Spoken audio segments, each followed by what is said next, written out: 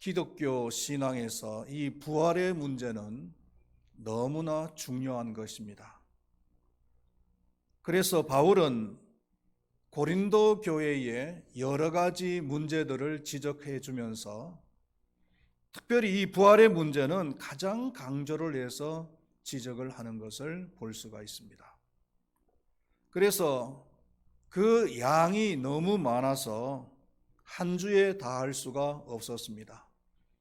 그래서 지난번에 이어서 두 번째로 이 부활에 대해서 나누려고 하고 있습니다. 첫 번째로 나눈 말씀에서 세 가지 논증으로 이 부활을 증명하는 것을 우리는 들었습니다. 첫 번째로는 역사적 증명이었습니다. 예수님의 부활하신 육신을 많은 사람들이 육안으로 보았다는 것입니다. 심지어 바울이 고린도전서를 기록하는 그 당시까지도 예수님의 육신을, 부활하신 육신을 육안으로 본 많은 사람들이 살아 있었다는 것입니다. 만약에 바울이 예수님의 부활에 대해서 조금이라도 잘못 증거를 했다면 많은 사람들이 달려와서 한꺼번에 항의를 했을 수도 있다는 것입니다.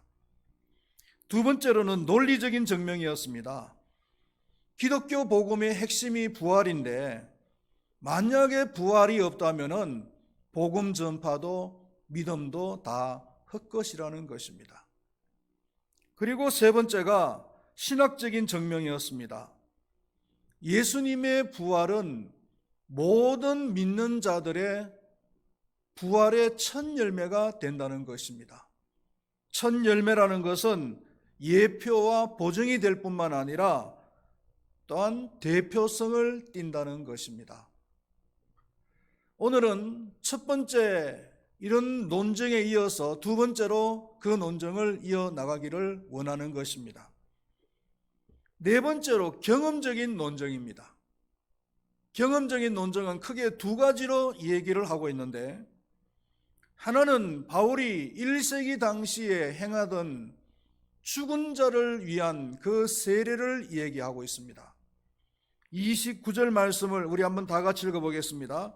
만일 죽은 자들이 도무지 다시 살아나지 못하면 죽은 자들을 위하여 세례를 받는 자들이 무엇을 하겠느냐? 어찌하여 그들을 위하여 세례를 받느냐?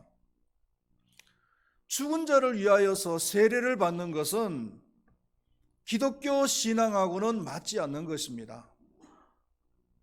그렇지만 1세기 당시의 기독교인들은 죽은 자가 다시 살아날 것을, 부활을 바라보면서 습관처럼, 관습처럼 행하고 있던 것이었습니다. 고린도 교회 일부 성도들이 생각하듯이 만약에 부활이 없다면 당시 기독교인들이 행하던 죽은 자를 위한 세례도 다 헛것이라는 것입니다. 여러분, 이 세례라는 것이 뭡니까?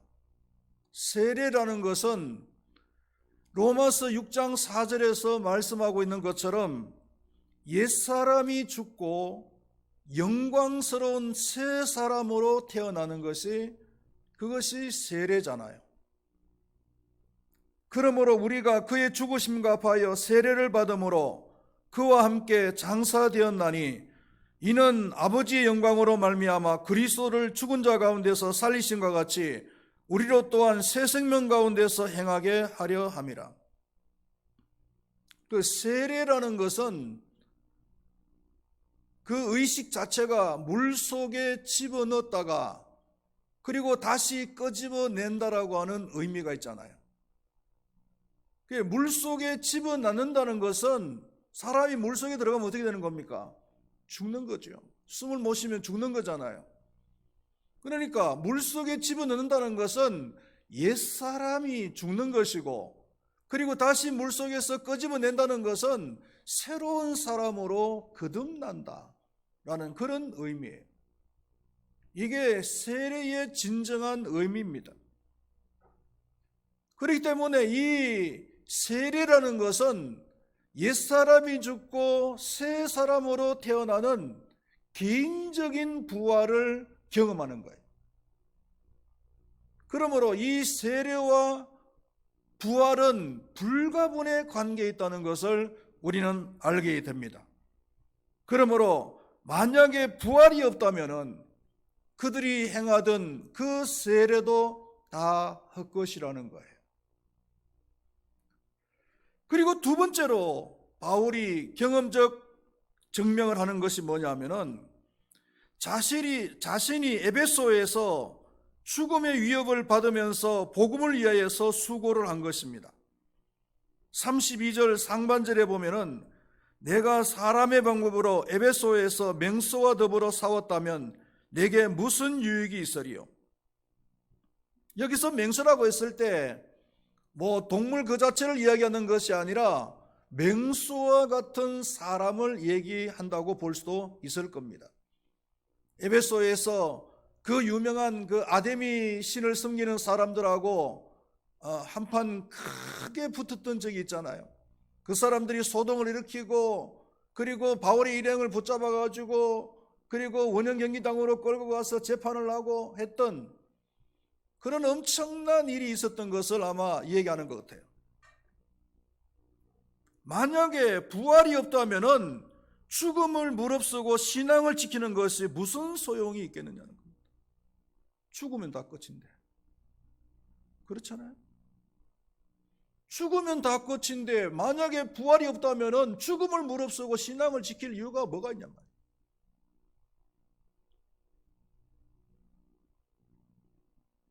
그 70년대 그 서슬퍼런 군사 정권이 독재를 하고 있을 때에 그 독재 정권도 그 무서워했던 그 사람들이 있었대요. 기록에 의해서 보니까요, 제일 첫 번째로 그 무서워했던 사람들이 누구냐면은 농민들. 그 농민들은 워낙 숫자가 많으니까요. 농민들이 한번 들고 일어났다 그러면은 정부도 감당을 못해요. 그 다음에 대학생들. 대학생들은 뭐 이념으로 똘똘 뭉쳐 있으니까요. 무섭죠. 그리고 숫자도 많고. 그리고 세 번째가 누구냐면은 기독교인들이. 기독교인들은 부활의 신앙을 가지고 있단 말이에요. 그러니까 이 기독교인들은 감옥에 넣어도 안 되고 고문을 해도 안 되고 심지어 죽음의 위협을 가해도 안 된다는 거예요. 그래서 심지어 어떤 목사는 뭐 자기 마음대로 국가보안법을 어기면서 뭐 북한에 그냥 가버리기도 하고 그러는 거예요. 뭐 감옥에 넣으려면 넣어라, 고문을 하려면 해라, 뭐 위협을 하려면 해라, 나는 간다 하면서 그냥 뭐 북한이 지 마음대로 가버려요.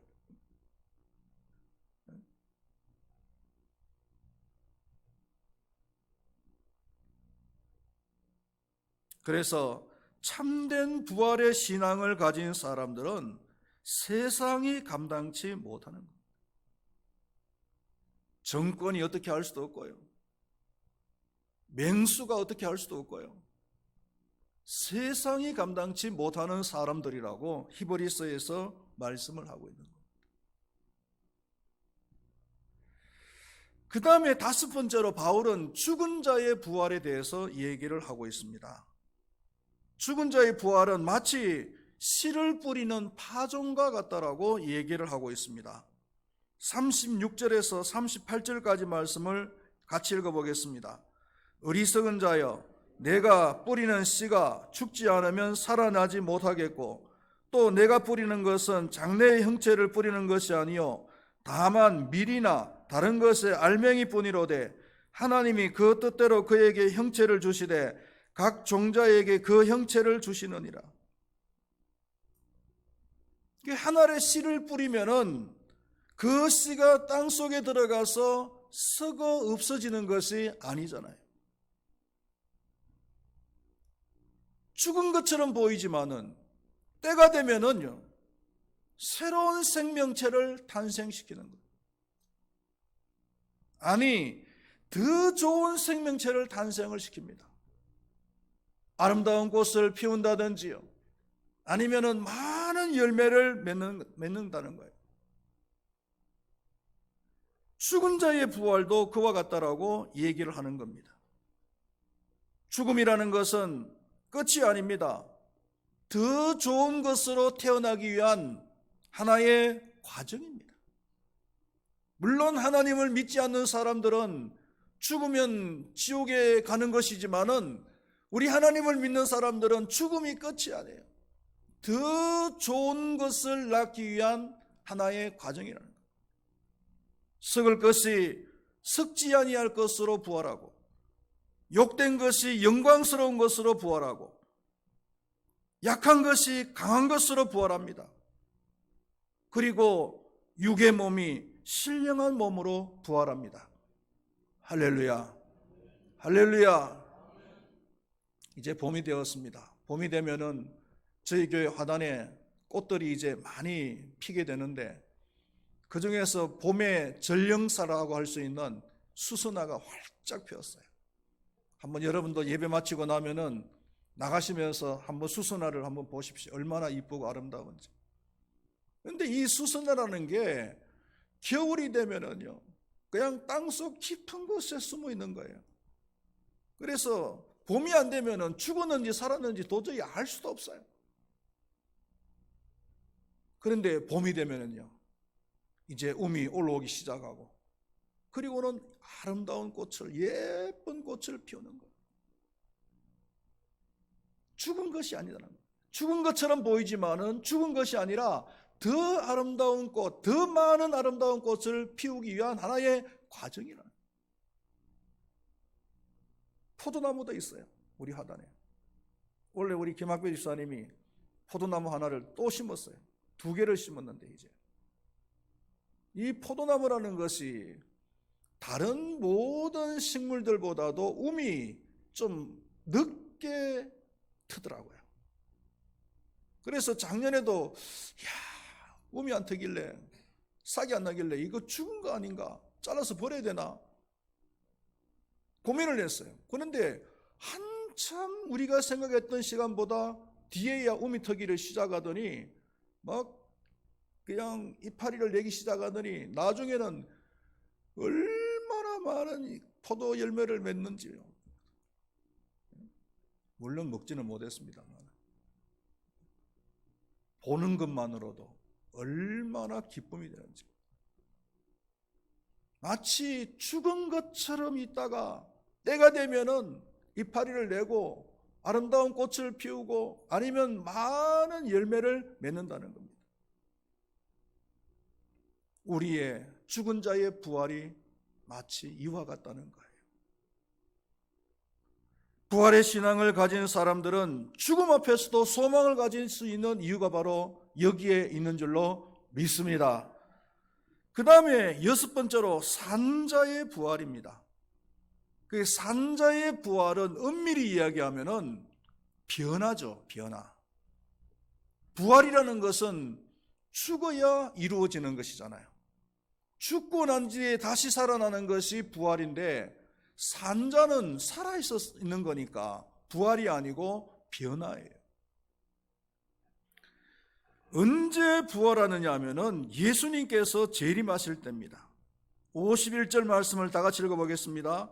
보라, 내가 너희에게 비밀을 말하노니 우리가 다 잠잘 것이 아니요 마지막 나팔에 순식간에 호련히 다 변화되리니. 마지막 나팔 소리는요, 예수님께서 재림하실 때 울려 퍼지는 나팔 소리예요. 그리고 부활의 순서는 어떻게 되느냐 하면은 제일 먼저 첫 열매가 누구라 그랬죠? 예수 그리스도시고, 그 다음에는요 죽은 자의 부활이 일어나고, 그 다음에는 산자의 순서입니다.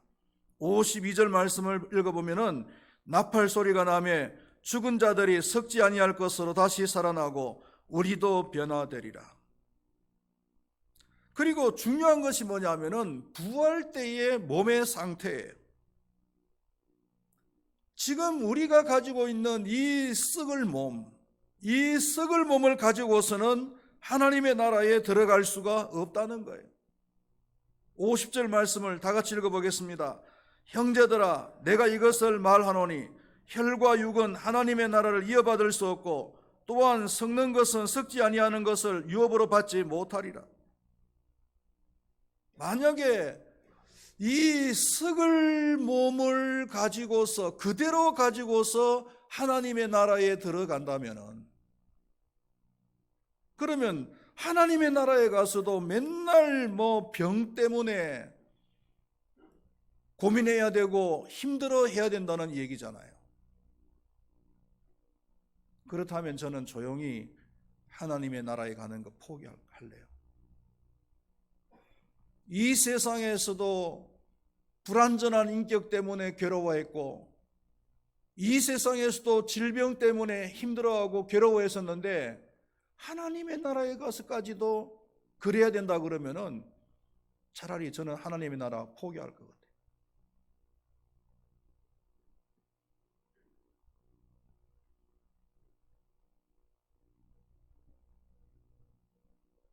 인격이라는 것도 그렇잖아요. 인격이라는 것도 우리가 살면 살수록 조금씩 성숙해지기는 하지만은, 그러나 완전해지지는 않아요. 그 완전하지 못한 인격 때문에 얼마나 고민을 많이 해야 됐고 얼마나 많이 괴로워했습니까? 그리고 육신도 마찬가지 아니겠습니까? 육신도 나이가 들면 들수록 점점 노쇠해져요. 힘도 빠지고요, 병에 노출되고요.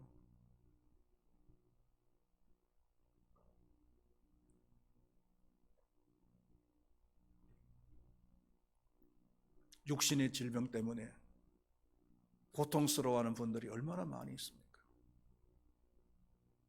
만약에 우리가 이런 육신을 가지고서 하나님의 나라에 들어간다면은 별로 행복하지 않을 것 같아요. 그러면 어떻게 해야 되느냐? 감사한 것이 뭐냐면요, 우리의 육신이 부활할 때 호련히 변화한다는 겁니다. 호련히. 순식간에 변화한다는 거예요. 51절과 52절 말씀을 우리 다시 한번 읽어보겠습니다. 보라, 내가 너희에게 비밀을 말하노니 우리가 다 잠잘 것이 아니요 마지막 나팔에 순식간에 호련히 다 변화되리니, 나팔 소리가 나매 죽은 자들이 썩지 아니할 것으로 다시 살아나고 우리도 변화되리라. 순식간에 호련히 변화한다는 겁니다. 할렐루야. 우리의 이 병들고 약하고 썩을 몸을 가지고서 하나님의 나라에 가는 것이 아니라, 하나님께서는 우리 주님 이 세상에 다시 오실 때, 우리를 부활시킬 때 호련히 변화를 시킨다는 겁니다. 어떻게 변화를 시킨다고요? 썩을 몸이 썩지 아니할 몸으로, 약한 몸이 강한 몸으로, 육의 몸이 신령한 몸으로 변화한다는 거예요. 그러니까 하나님의 나라에 가면은요, 더 이상 눈물이 없고 사망이 없고 애통하는 것이나 곡하는 것이 없고 아픈 것이 없다는 겁니다. 할렐루야. 이런 것들은, 아픈 것, 애통하는 것, 눈물 흘리는 것, 이런 것들은 이 세상에서나 하는 것이지 우리가 부활해서 가야 할 그 하나님의 나라에서는 적용이 안 된다는 거예요. 육신의 질병 때문에 힘들어 하시는 분들, 조금만 참으세요. 조금만 참으시면은요, 천국 가면은 그 모든 것들이 다 지나간 것들이 돼요.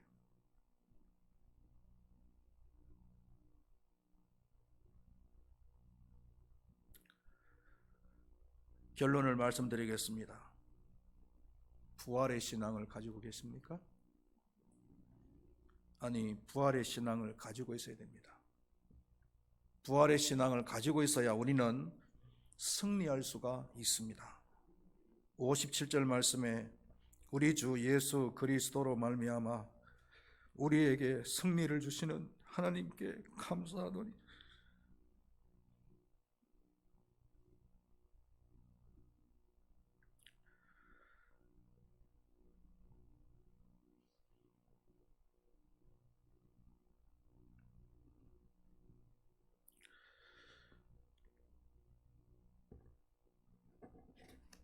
예수 그리스도의 부활은 사단의 권세를 깨뜨리시고 결정적으로 승리하신 사건입니다. 그러므로 우리도 부활신앙을 가지고 주님께 함께하면은 사탄의 권세를 깨뜨리고 승리할 수가 있는 줄로 믿습니다. 두 번째로는 견고하여 흔들리지 않습니다. 58절 상반절에 보시면은 그러므로 내 사랑하는 형제들아 견실하며 흔들리지 말고라고 했습니다. 현세의 복을 위해서 신앙생활하는 사람들은 쉽게 흔들립니다. 물질을 위해서, 건강을 위해서 신앙생활 하시는 분들은 만약에 하나님께서 물질을 안 주시면, 건강을 안 주시면 신앙이 흔들리겠죠. 그러나 부활의 신앙을 가진 사람들은 어떤 경우에도 흔들리지를 않습니다. 풀무불 속이나 사자굴 속에 던져져도 흔들리지 않습니다.